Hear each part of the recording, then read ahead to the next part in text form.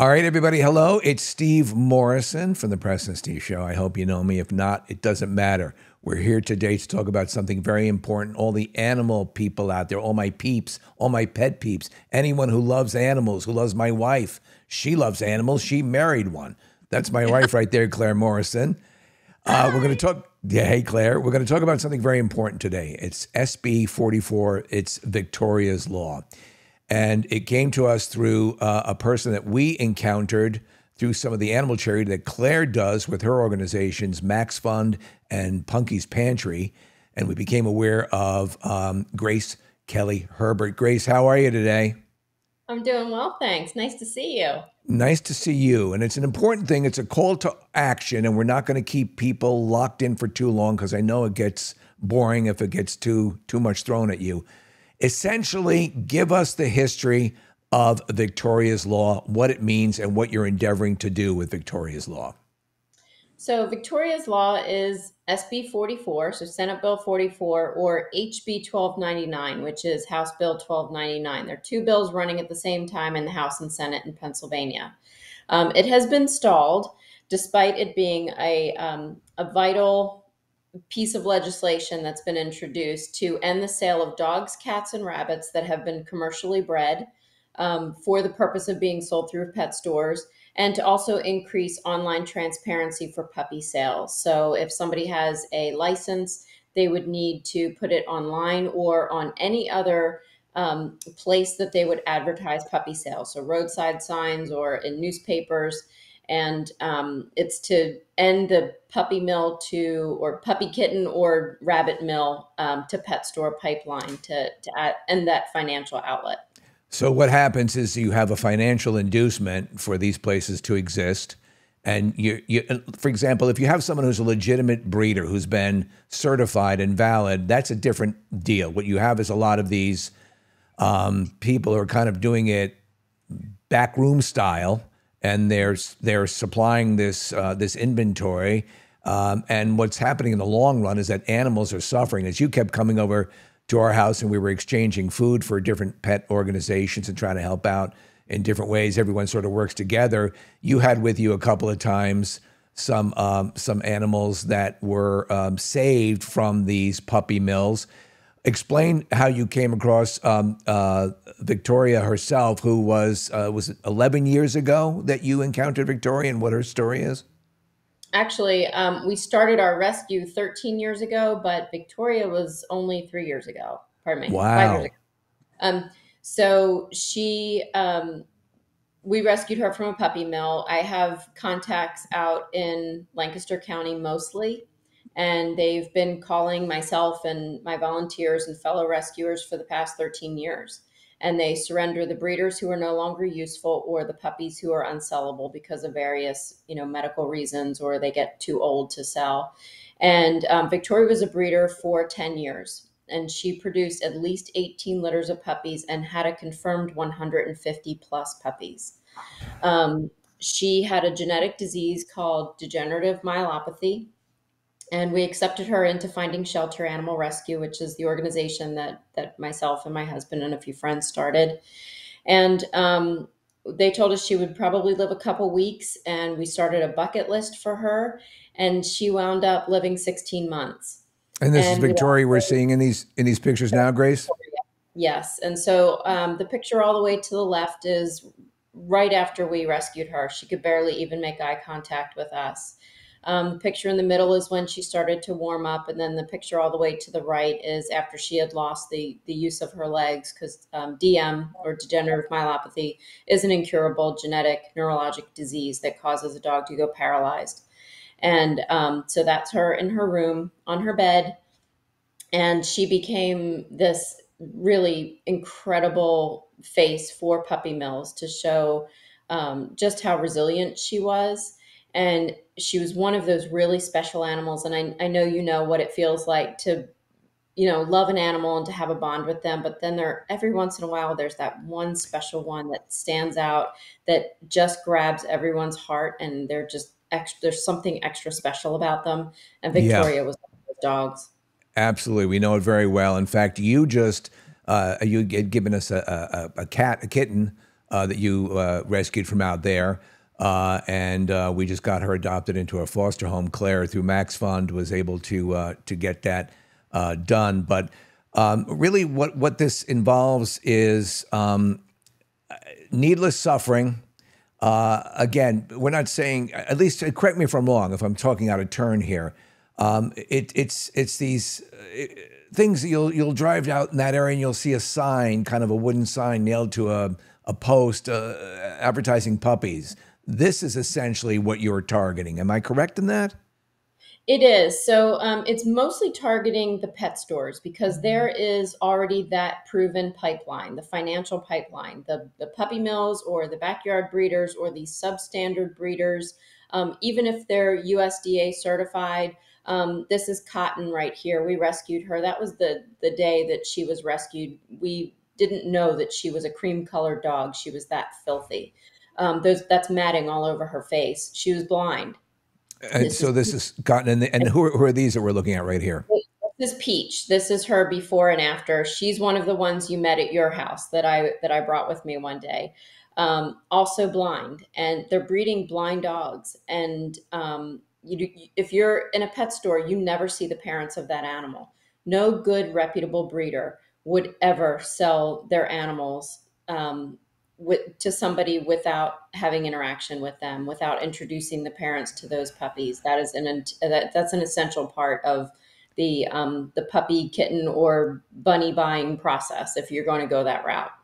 So we see these different different animals. We saw some of the ones that you brought by here, and there are all sorts of physical maladies that are occurring because of this scenario, like you had with Victoria, where she was being used to breed all these puppies, and eventually there are defects that work their way into it, and there are a lot of animals that are suffering. And this is what Victoria's law is looking to remedy, to stop. Where does it stand right now?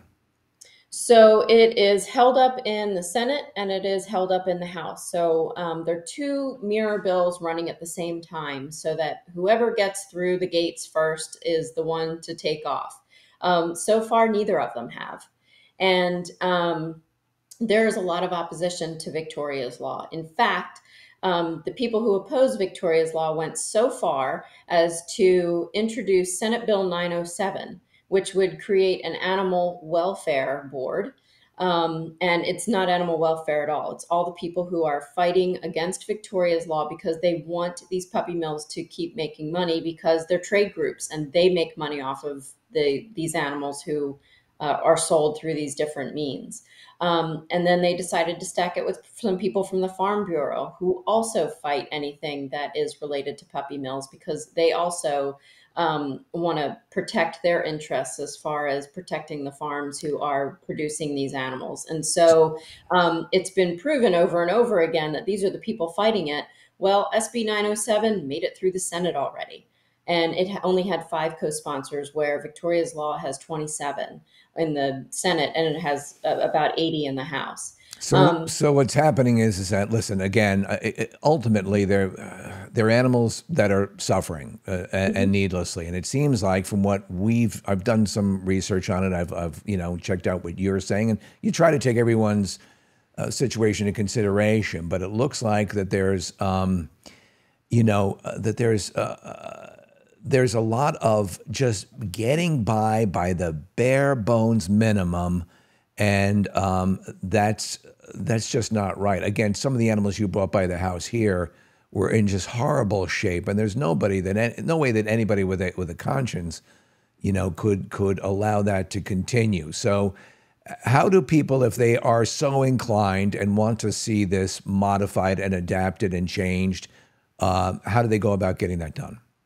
Well, the first way is what you have up here, which is the petition to sign. If you're a resident of Pennsylvania, then sign it and say you want to see Victoria's law put into effect. The most effective way is to contact your state senator and your state representative and tell them, I support Victoria's law. I want to see you support Victoria's law. And what are you doing to help support it? Are you a co-sponsor? Are you speaking out in favor of it? And make sure that your voices are heard as their constituents and as a Pennsylvania voter. Just to clarify again, the people who are fighting you, is it all by your reckoning, all just simply a financial situation? Do they voice any concern for the welfare of the animals at all? Well, they can't just come out and say we make money off of these animals, so we're fighting this. They're Right. saying like the way you're going about it. We think there's a different way to do it. But I mean, this is $1 billion industry, the pet industry. And pet stores in Pennsylvania, they make a lot of money off of animals, even though only 4% of their sales in pet stores is animals. It's still a big chunk of change. They've proven over and over again around the country, and we would be, I think, the seventh state if we were to go ahead and pass this. We've proven in other markets that if they go to a humane model where they partner with rescues and shelters instead of selling animals, or if they just only sell supplies, they're going to make as much money, going that route versus, selling the animals that are commercially bred for the purpose of selling them as pets through the stores. Right. So This has seemingly been an ongoing thing for as long as I can remember. There's been this issue with puppy mills, and it seems to constantly get stalled here and in PA. And so in other areas, you say it is proven that there is still money to be generated, and in other words, this can work out for all parties interested and work out in a way that is humane. Is that, or am I being a Pollyanna about this? no, it's exactly right. I mean, they've shown it over and over again, and we have many pet stores like that in Pennsylvania who do not sell any animals at all, but they allow a rescue group to come in on a Saturday and do meet and greets, or they have cats in the store that live there where volunteers come in and people can visit them there, and they're very successful that way, and they're still part of this $1 billion industry, and they're still making a profit, and they're still running a good business.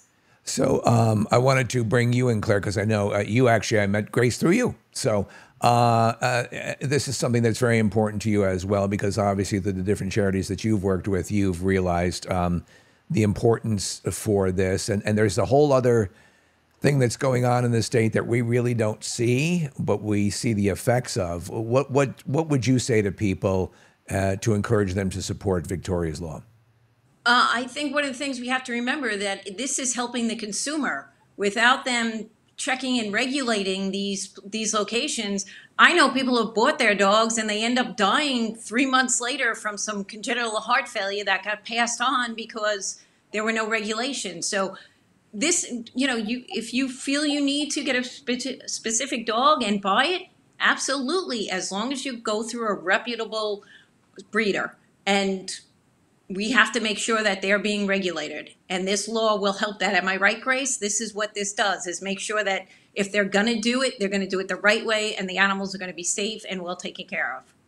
Well, it opens the door to transparency. And that's the thing, is a consumer who has access to that information is going to be able to educate themselves, and they're going to be able to figure out for themselves, is there history on this breeder or not? And so that's a really important part. And it's not just about the dogs. There's a Bureau of Dog Law, but there isn't one for cats and rabbits. So Victoria's law is good in that it is another protection for cats and rabbits, because exotic cats and exotic rabbit breeds, they are bred and sold through the same means, only with less oversight than the dogs are. So it's really important that we protect those two other species as well.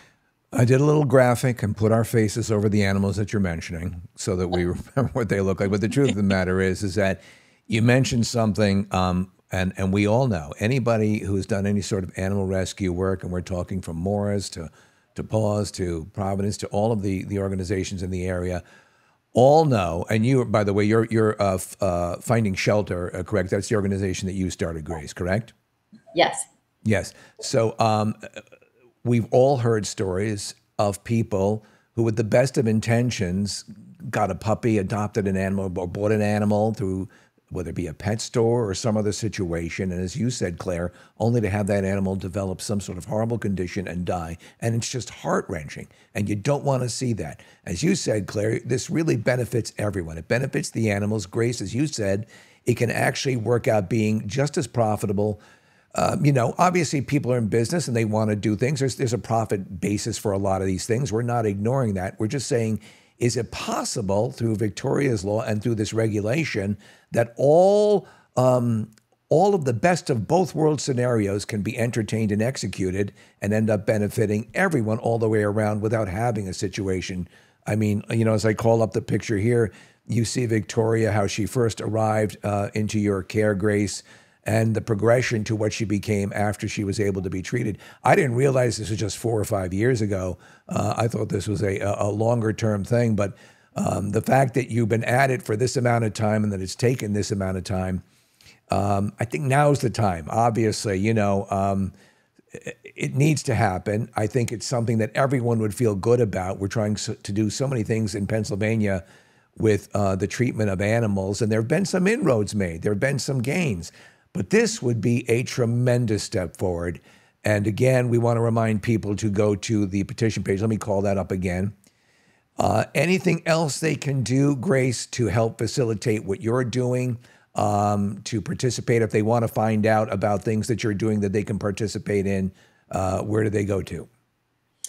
We have a Victoria's Law Facebook page, and you can follow there. You can go to the website, victoriaslaw.org, or you can go to Finding Shelter Animal Rescue. We do have links to everything from there as well. We just encourage people to speak up and to contact their legislators. We're on it right now, and as you can see, the page is absolutely fully laid out with all the information, volunteers, events, adoptable animals, all of that stuff, and importantly, right at this point, SB 44, Victoria's Law. If you can get involved, great. If animals are your thing, or even if they're not, perhaps just sign the petition and try to do some good for some animals that are suffering. We've seen them firsthand. Grace has brought some back here that she's rescued, and it would tear your heart apart. So if you can, if you have the time to do that, we encourage you to go sign the petition. We can't thank you enough for spending some time with us. Claire, I know you have to because you're married to me, but Grace, Grace, we really appreciate the work that you're doing, you and your husband, who have been working tirelessly to get this done, and anything Claire and I can do to support it, we will. And thank you for spending some time with us right now. Thank you both so much. The fact that you will use your voice to do this to help us, and what you do for the animals is appreciated more than you know. So thank you both. Our pleasure. So long. Thanks. Bye.